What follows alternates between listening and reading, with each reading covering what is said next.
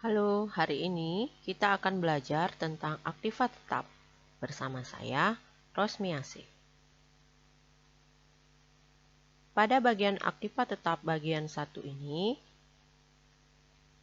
kita akan membahas tentang klasifikasi aktiva tetap.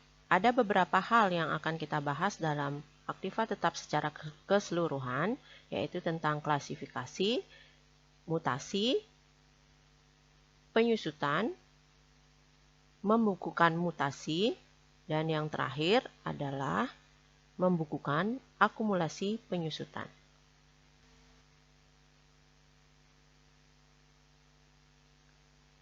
Bab 1 tentang klasifikasi aktiva tetap. Pengertian aktiva tetap. Aktiva tetap adalah aktiva atau kekayaan yang dimiliki oleh perusahaan yang diperoleh dalam bentuk siap pakai atau dibangun terlebih dahulu yang bersifat permanen dan digunakan dalam kegiatan normal perusahaan untuk jangka panjang serta mempunyai nilai ekonomis yang cukup material. Adapun karakteristik atau ciri-ciri aktiva tetap adalah yang pertama, digunakan dalam kegiatan normal perusahaan, artinya dimiliki untuk digunakan dalam kegiatan operasi perusahaan, bukan untuk dijual atau bukan merupakan investasi. Masa manfaatnya lebih dari 1 tahun atau 1 siklus perusahaan normal, dan nilai manfaatnya dapat diukur. 3. Mempunyai nilai yang cukup material, artinya nilai atau harga aktiva tersebut cukup tinggi.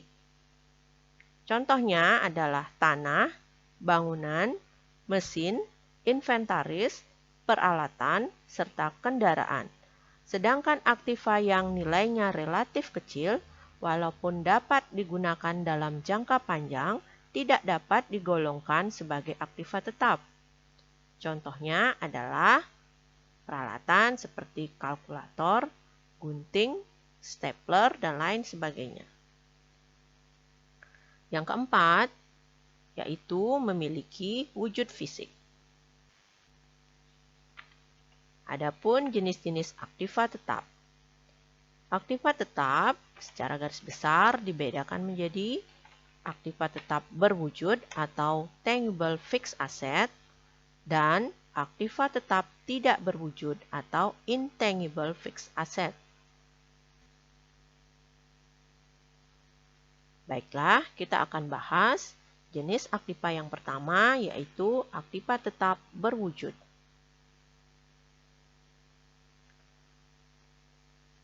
Yang pertama, aktiva yang merupakan sumber penyusutan atau depresiasi. Contohnya adalah gedung atau bangunan, peralatan atau mesin, dan kendaraan.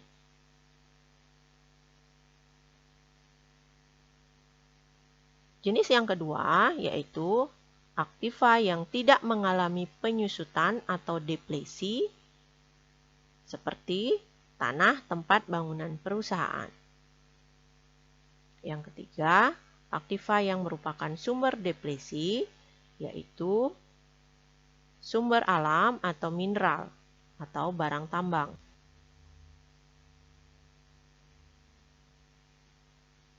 Jadi, secara garis besar, aktiva sebagai sumber penyusutan kita bagi menjadi 2, yaitu 1 yang umurnya terbatas dan 2 yang umurnya tidak terbatas. Untuk yang umurnya terbatas dibagi menjadi 2 bagian lagi, yaitu 1 yang bila habis tidak dapat digantikan dengan aktiva sejenis atau yang merupakan sumber depresiasi. Contohnya bangunan, kendaraan, dan peralatan. Kesimpulannya, jenis ini merupakan aktiva yang dapat dibuat oleh manusia. Yang kedua adalah golongan yang bila habis tetapi tidak dapat digantikan dengan aktiva sejenis. Contohnya adalah barang-barang tambang atau yang dibuat oleh alam. Sedangkan yang umurnya tidak terbatas tidak dapat disusutkan seperti tanah. Selanjutnya, pengertian aktiva tetap tidak berwujud, yaitu aktiva yang tidak memiliki wujud fisik tetapi mempunyai nilai atau manfaat bagi perusahaan yang dinyatakan dalam bentuk jaminan tertentu seperti hak paten, hak cipta, goodwill, hak monopoli, merek dagang, biaya riset dan pengembangan, serta biaya pendirian perusahaan. Jenis-jenis aktiva tetap tidak berwujud. Yang pertama adalah hak paten. Hak paten merupakan hak tunggal yang diberikan kepada perorangan atau badan untuk memanfaatkan suatu penemuan tertentu. Contohnya adalah komposisi ramuan obat pada perusahaan farmasi. Hak cipta atau copyright merupakan hak tunggal yang diberikan kepada perorangan atau badan untuk memperbanyak dan menjual barang hasil karya seni dan intelektual. Dapat kita lihat di sini contohnya, ini adalah sebuah copyright pada VCD pembelajaran. Dapat kita lihat di sini bahwa ini sudah tercopyright dengan adanya simbol C di dalam lingkaran. Merek dagang atau trademark merupakan hak tunggal yang diberikan kepada perorangan atau badan untuk menggunakan cap, nama, atau lambang usaha. Dapat kita lihat di sini, ini adalah contoh merek dagang. Jadi, dengan melihat simbol, huruf, warna, seseorang dapat mengetahui produk yang dimaksud. Walaupun orang tersebut belum bisa membaca ataupun menulis.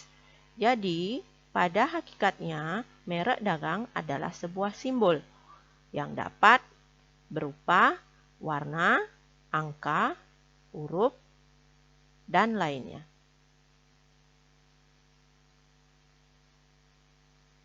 Monopoli atau franchise merupakan hak tunggal yang diberikan kepada orang atau suatu badan untuk mengkomersialkan produk, proses, teknik, atau resep tertentu.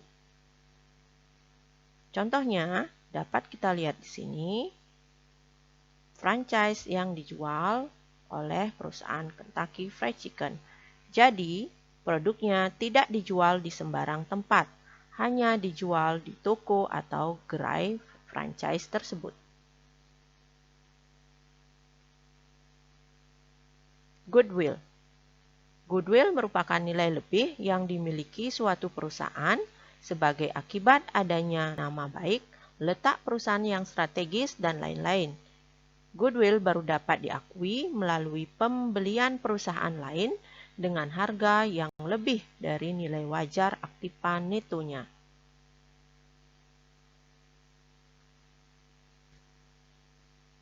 Selanjutnya, di pemaparan berikut merupakan contoh kartu aktiva tetap.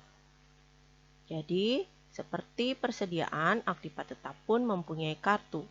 Kartu aktiva tetap itu terdiri dari informasi yang berisi detail tentang aktiva tetap tersebut. Tiap satu item aktiva tetap mempunyai satu kartu. Dapat kita lihat di sini, ini adalah sebuah contoh kartu aktiva tetap untuk sebuah kendaraan.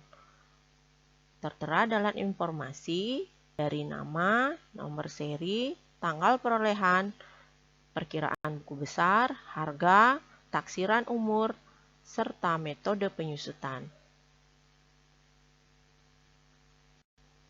Demikian pembahasan tentang klasifikasi aktiva tetap. Semoga bermanfaat. Terima kasih.